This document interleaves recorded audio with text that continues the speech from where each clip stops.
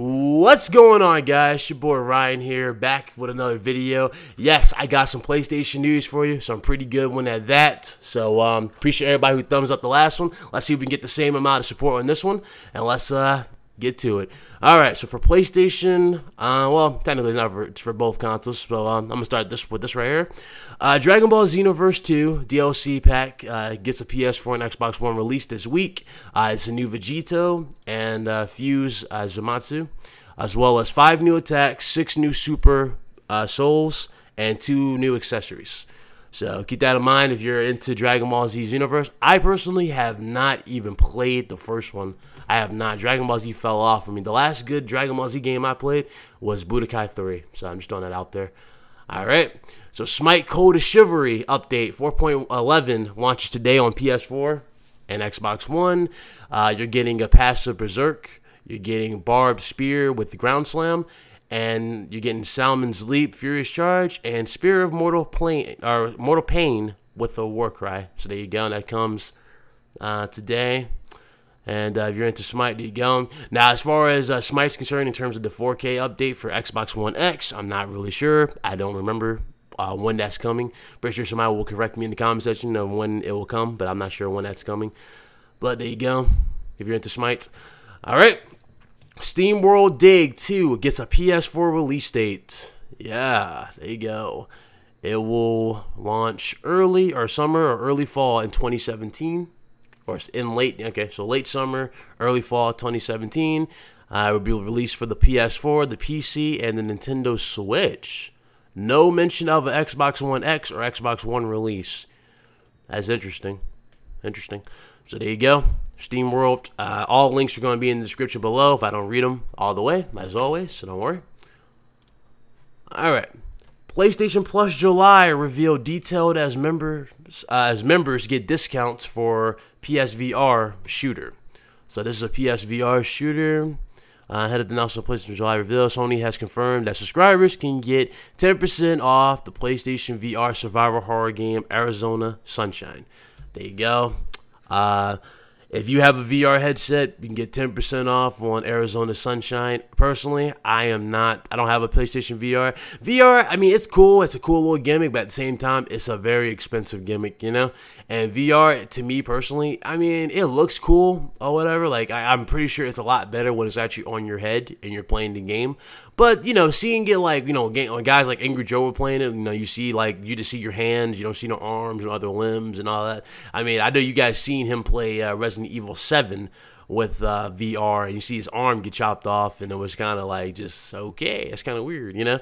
But, I mean, I don't know. VR just didn't really take off that huge to me. It really didn't. It didn't really strike me as something like, oh, it's amazing. But it is cool, and they do have the cheapest one, and what's cool about it, Sony is selling out, like, they're selling out like crazy, and they're making huge profit off of it as well. They're not selling at a loss, so, I mean, good on Sony for that. But, again, that's just how I feel on PlayStation VR. I mean, I'm not really big on it. So anyway, as far as the June games are concerned, you'll still be able to download those, and those games are Killing Floor 2. I did not play that game yet. I don't know. I have no reason. I just don't feel like really playing that game. But Life is Strange is definitely the best game out of this bunch. Like I said at Microsoft's E3 when they announced Life is Strange 2, Life is Strange 1 is the game that's pretty much the center of all the tension before Life is Strange 2, which is the one you saw at E3.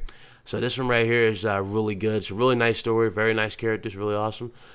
You got Abyss Odyssey, WRC 5 World Rally Championships, and you have Neon Chrome and Spy Chameleon. So there you go. You got until July 4th to download these games from the store before the games become available in the latest update. So there you go. There you go. That's your deadline. If you guys don't have them yet, you have till July 4th. That's your deadline. If you guys are interested in any of these, I really recommend Life is Strange, but you have until July 4th. So, all right, there you go. Now, okay, this game comes out literally in like 2-3 days, and I'm still waiting to play mine. My preload did not start yet, so I can't play it yet. A lot of people have early access. A lot of people have their early copies, and they're playing it, and I'm jealous, but The Crash Bandicoot and Sane Trilogy has a file size confirmed now ahead of the release. The file size is 23 gigabytes, which is actually fairly impressive for it being 3 games. And keep in mind, if you're a platinum seeker like me and you like platinums, you like the platinum games, vice versa, there's 3 platinums in this. So you have the Crash 1, 2, and Warped. They're all different platinums.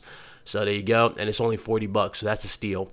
So 23 gigabytes is the total amount of space for this. That's actually pretty damn impressive for the size. You know, for all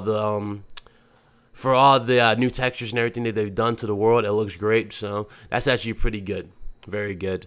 In terms of where is it? I'm trying to think of another game that was fairly big, but yet it didn't really have no content to really justify how big the disc was. Oh, Modern Warfare Remastered. Remember, Modern Warfare Remastered was like 60 gigs or 50 gigs or something like that, and everybody wondered why. And then, oh look, supply drops in there, you know. This right here, I mean, they want a better route, and they have a legit size that actually makes sense. So there you go. Cannot wait to play this game. I probably will live stream it. If not, I'll just post it and some gameplay on the channel, and you know, I'll talk about my news over it if you guys want me to. So let me know if you guys are interested. Anyway, okay. Now, Crap Gamer blew this out of proportion. PS4 indie games are less relevant now as PlayStation VR takes center stage. Now, Crap Gamer said that Sony disrespected indies. Sony has not disrespected indies at all. Sony has a legit point. Back when Sony first released the PlayStation 4, they did use indies as a crutch to get people into indie games and get people to see, hey, look, this is what we got so far as we waiting for our big titles to legit take off. You know, they had that. Now, that's one thing about Sony. They do find a way to rely on something small before they give you something big and get you like, okay, you know what? PlayStation's the way to go, you know? So they relied on a lot of indies back then. And, you know, Crap Gamers going around saying, no, they disrespect the indies. They don't deserve indies. Indies are going to Xbox. Xbox is the best box.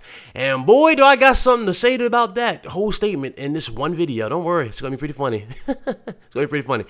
But, so indies, you know, he's saying indies are being disrespected by Sony. And let's go ahead and read their quote. One of the things we have realized is that these video game colleagues of 10 indie games shown in a minute is almost meaningless. Nobody can really learn anything about the games in that sort of time. It is almost viewed as wasted time. I personally couldn't agree more. How many times have we sat through Sony's conferences and like VR we've grown to accept because let's face it, it's new and it's making them money. But indie games, whenever they got talked about indie games, that took our mode, like they took our mood down a bit. That really did, you know, every time. And then they'll go, oh yeah, this is also available on PlayStation Vita. That took our mood down a good amount of times, you know. Now, I'm not saying indie games are garbage or anything. Absolutely not. Not saying that at all. Indie games are cool. They definitely give options to the consumer. I know Jack Moo Johnny loves indie games, but personally, the whole indie games things, they're just not as impactful, it feels like, compared to AAA games. AAA games, you know, the high budget, actual characters are created, you know, we actually care. Whereas some indie games do actually get you into the game, you know, get you into it a little bit. Like I can name what was that game? Velocity 2X was pretty cool that I played. I actually platinumed that too. Velocity 2X, where's that game called? Dusk and Elysian Tale, which is also another good game. Platinumed that as well. I mean, there's some good, you know, indie games. I'm just saying a lot of them are just not as like big as AAA third party or first party games, and I think we can all agree with that in unison. Some can impact you, others just simply feel like meaningless filler, and we don't really care, you know. So there you go. That's basically what Jim Ryan, I think his name, yeah, Jim Ryan had to say about that. So there you go. That being said, I mean, don't take it out of context. Obviously, they love indies. PlayStation still loves indies. They give them show time, but if indies are going to be on the Xbox side, well, expect the narrative to change very, very hard for Microsoft, guys, when they said that Sony was the indie station. Remember that? Expect that narrative to change very hard. So, with that being said, let's continue. PS4 almost selling more than the PS3 and Xbox 360 combined, says this graph. Oh, boy.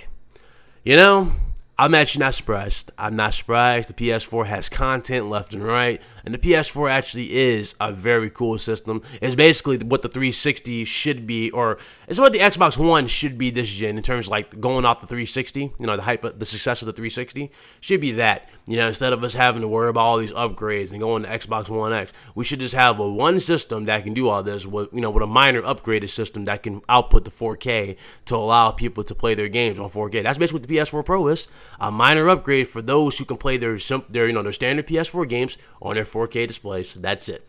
But you know, they went overboard, and now you got Xbox fanboys screaming teraflops, yet no games. So whatever. Let's go here. So PS4 software sales surpassed 400 million. That is, wow, that's crazy. So obviously the PS3 and 360 has been around for way longer than PS4. So the graph takes into account the first 14 quarters of each console's launch. While PS3 reached 35.7 million units during this period, the Xbox 360 reached 30.2 million.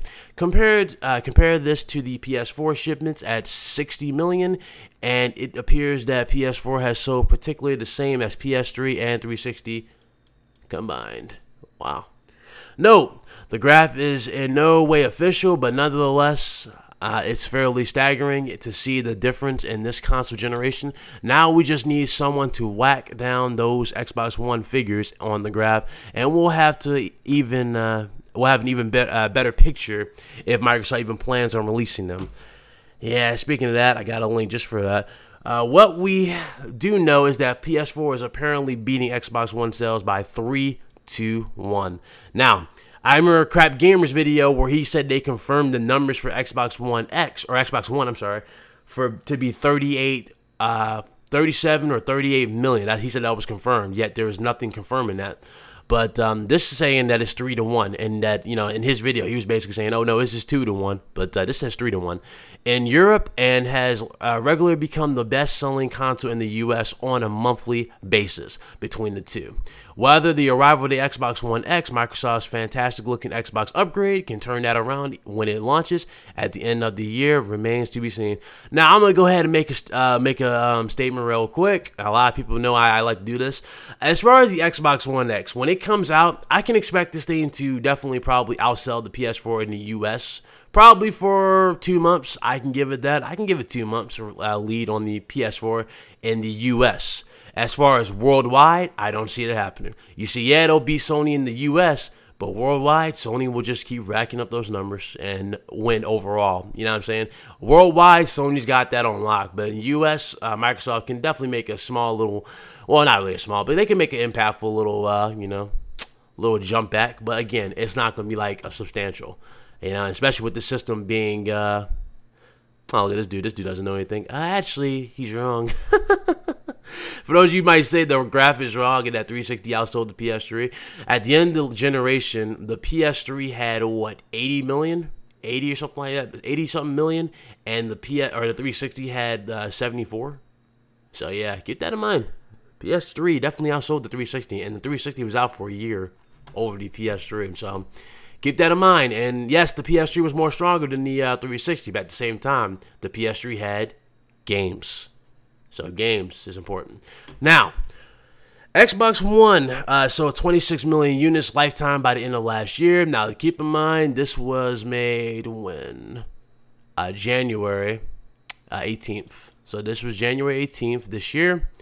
This is the last legit report we got in terms of sales for the Xbox One. So, again, this actually goes hand in hand with this graph fairly well. You know, when they're saying 3-1 as opposed to, you know, Crap Gamers lies and saying it's 2-1 or whatever.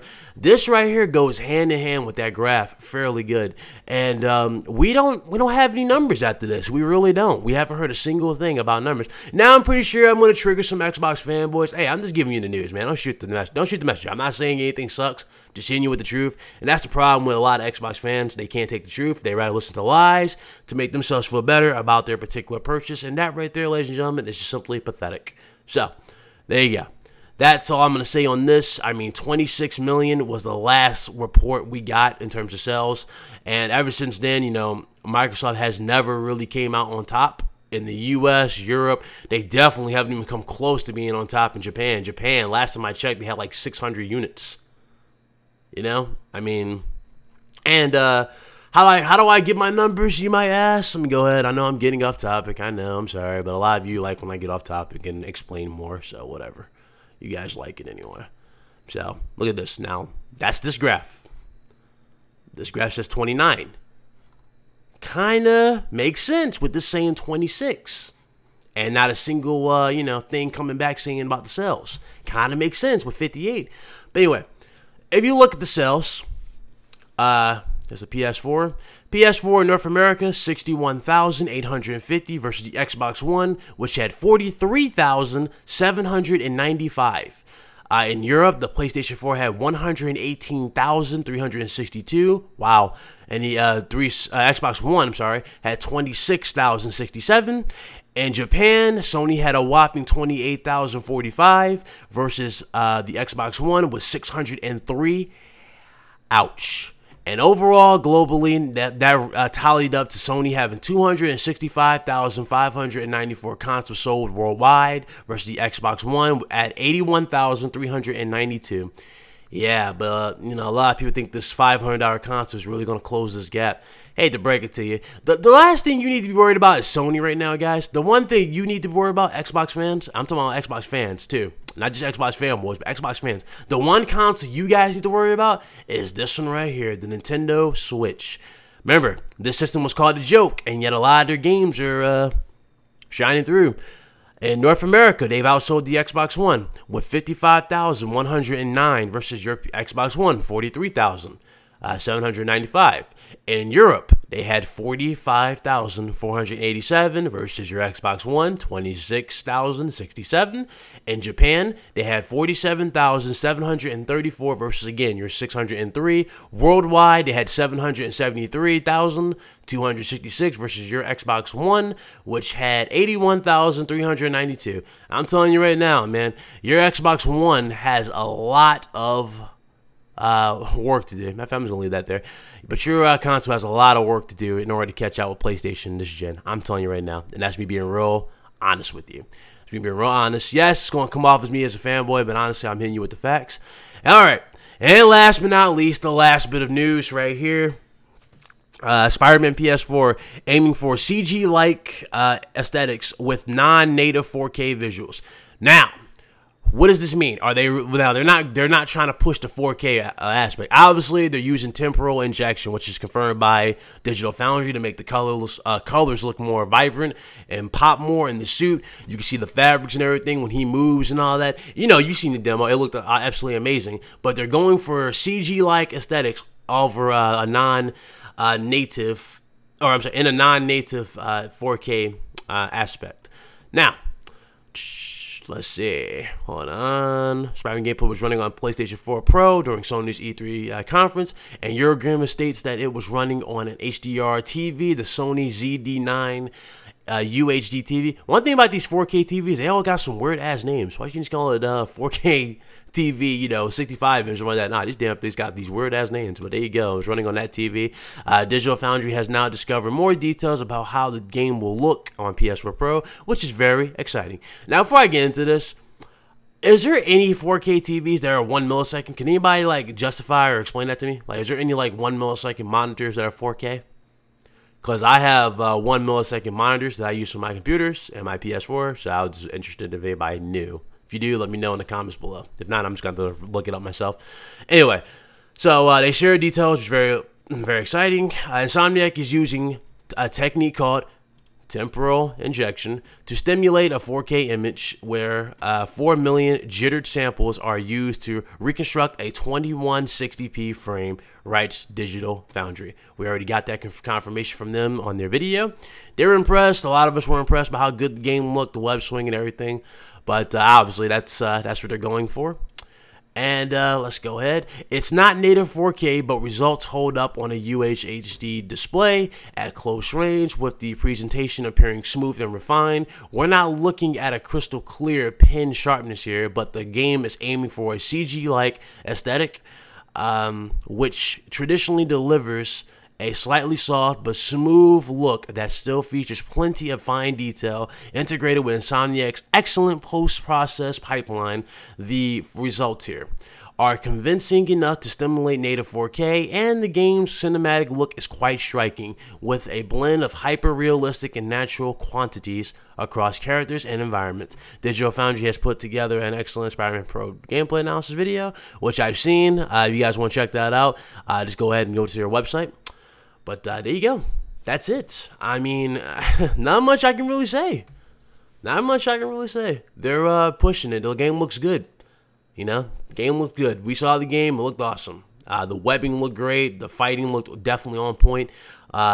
Everything. The way the city, you know, just looked more so alive, you know. I haven't seen a Spider-Man game pull this off in the city in a long time. Yeah, Spider-Man 2 had a nice little city, but at the same time, Spider-Man 2's NPCs didn't really do anything. They mostly stand there screaming, saying, hey, look, Spider-Man. Hey, Spider-Man, help me out. Hey. You know what I'm saying? They didn't really do anything. In this city, people are doing stuff. They are just moving around. They are talking, you know, it's crazy. So, there you go. That's all I have to say about that. That's all the news I got for you for PlayStation. Yes, I rambled a bit, but hey, I got to get my point across. So if you guys liked the video, make sure you thumbs it up. Make sure you make sure you subscribe to the channel for more, obviously. Shout out to all my new subscribers. We're over 300 subscribers. I'm trying to get to 1,000, but let's see if we can get 400 any quicker. And I will see you guys later. Make sure you smash that like button again. Thank you guys again for all your support. As always, you guys are great. It's been an absolute treat to give you guys news like this, as vice versa. And you guys be good. All right? I'll see you guys later. Deuces.